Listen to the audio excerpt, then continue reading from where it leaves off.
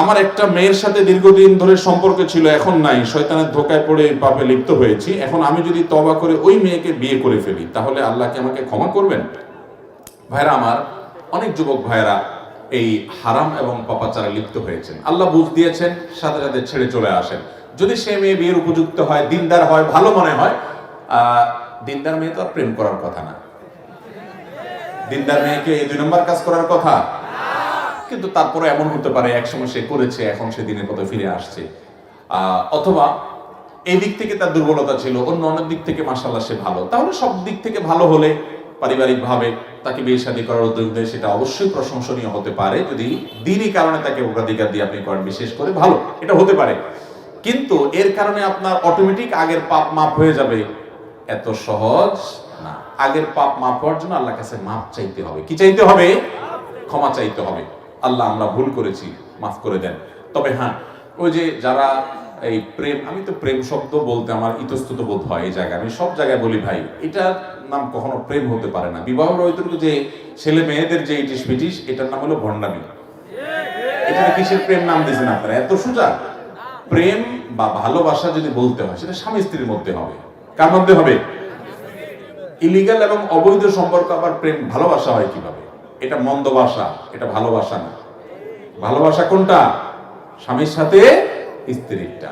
যাই হোক, যদি কেউ এরকম 2 নম্বর কোন সম্পর্কে জড়ায় পড়ে, যেটাকে আপনারা প্রেম বলেন আর কি, এই 2 নম্বরেতে যদি কেউ জড়ায় পড়ার পরে বেশিরভাগ ক্ষেত্রে দেখা যায়, যে ভণ্ডামি কেন বলছি, বেশিরভাগ হলো টাইম পাস।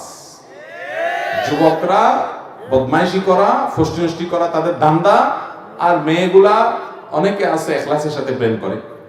এখলাসের সাথে প্রেম করে মানে কি, ও সত্যি সত্যি হয়তো ভালোবাসছে আর কি, কিন্তু সে বুঝে না ওই পোলা তো বন্ড পুরা, ও তো টাইম পাস করতেছে। ও অনেকগুলোর সাথে সম্পর্ক করে, আর এদিকে মাদ্রাসার হুজুররা এসে কানে কানে বলে, হুজুর একটা মাদ্রাসার ভালো দেখে পর্দানশীল মেয়ে দেখবেন আমার জন্য। এদিকে অন্য মেয়েদের সাথে ফষ্টি করে। ওই মেয়েরা তো টের পায় না, ও সর্বস্ব হারানোর পরে পরে বলে যে হ্যাঁ, বিয়ের লোভ দেখে, প্রলোভন দেখিয়ে দর্শন, হানতান, নানান কাহিনী সাজায়।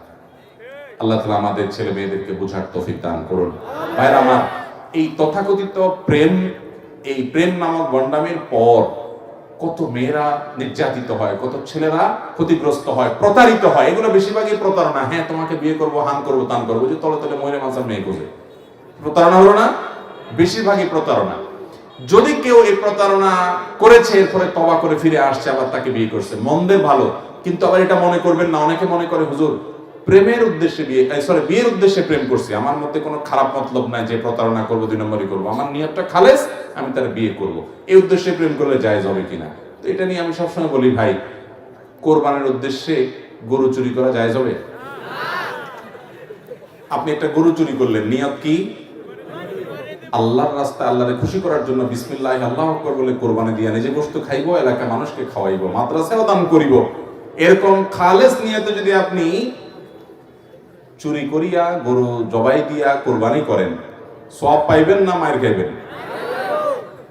তো কোরবানির উদ্দেশ্যে গরু চুরি করা যেরকম, বিয়ের উদ্দেশ্যে প্রেম করা সেরকম।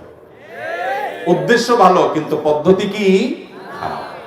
বিয়ে করবেন যখন পরিকল্পনায় করছেন, তো 2 পরিবারের মাধ্যমে আলোচনা করে সামনে এগিয়ে যান। যুবকরা এই শয়তানি এবং পাগলামি থেকে সরে আসেন, যৌবনকে নষ্ট করবেন না।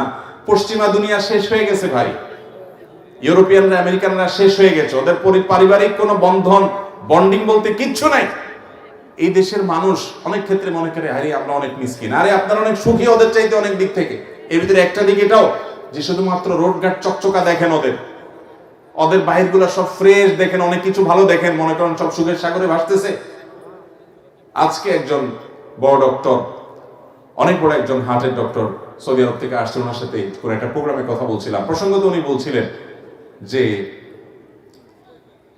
যারা আল্লাহর বিধানের বাইরে গিয়ে শান্তি খোঁজে স্বাধীনতার নাম দিয়ে, এদেরকে মনে হয় অনেক সুখী, তারা মনে যায় তা করতে পারে। এদের কি পরিমাণ ডিপ্রেশনে ভোগে এবং কি পরিমাণ তাদের মধ্যে আত্মহত্যার প্রবণতা, নিজেকে শেষ করার প্রবণতা, এটা কল্পনা করা যাবে না ভাই। আল্লাহর বিধানের বাইরে কখনো শান্তি পেতে পারে না মানুষ। পশ্চিমা দুনিয়া মানুষের সাংসারিক জীবন, দাম্পত্য জীবন শেষ। এই সাবকন্টিনেন্টে, আমাদের এই সমস্ত অঞ্চলে গরিব মানুষ, কিন্তু স্বামী স্ত্রীর মধ্যে সম্পর্ক এত নিবিড়, দিন দিন সেটা খারাপের দিকে যাচ্ছে, কিন্তু এখনো পর্যন্ত ওদের চাইতে আমরা অনেক ভালো আছি। বিবাহ বহির্ভূত সম্পর্ক কখনো মানুষের জীবনের শান্তি আনে না। শান্তি আনতে হলে বৈবাহিক সম্পর্কে তারপরে ভালোবাসা নিবেদন করতে হয়। ভাইরা আমার, বিয়ে যখন হয় পারিবারিকভাবে সামাজিকভাবে, তখন একটা কমিটমেন্ট থাকে, একটা বোঝাপড়া থাকে, একটা দায়বদ্ধতা থাকে। এই জন্য দেখবেন এখানে জুলুম পরিমাণে অনেক কম ওই তথাকথিত অবৈধ সম্পর্ক থেকে। এই জন্য মিউচুয়াল আন্ডারস্ট্যান্ডিং এর নামে এই বয়ফ্রেন্ড গার্লফ্রেন্ড কালচার থেকে বেরিয়ে আসতে হবে। আল্লাহর ভয়ে হারামে আরাম নাই, আল্লাহ তাআলার বৈধ পন্থায় আসতে হবে। যদি কেউ তারপরেও এরকম কারোর সাথে অবৈধ সম্পর্ক ছিল, এখন তাকে বিয়ে করে ফেলেছে, আগেরটার জন্য মাপ চায়, তাহলে সেটা হতে পারে, খারাপ কিছু না, আল্লাহ মাফ করবেন। কিন্তু যদি এই নিয়তে করে যে না বিয়ে তো করবো, নিয়ত তো আমার খালেস, তাহলে আল্লাহ তো মাফ করবেই না। ওই 2 নম্বরই করা যাবে। এখন মুশকিল হলো বেশিরভাগই 2 নম্বরই করে, বিয়ের নিয়ত টিয়ত নাই, জাস্ট টাইম পাস। তো এই জন্য যে বিয়ের নিয়তে করে ও মনে করে আমি তাইলে তো নেককার এই যুগে, কারণ সবগুলা টাইম পাসই করে, আমি তো এর মধ্যে ভালো। তো এটা হলো ওই যে সবগুলা গরু চুরি করে এমনি খায়, একটু কোরবানি করে খায়, একটু পার্থক্য হলো।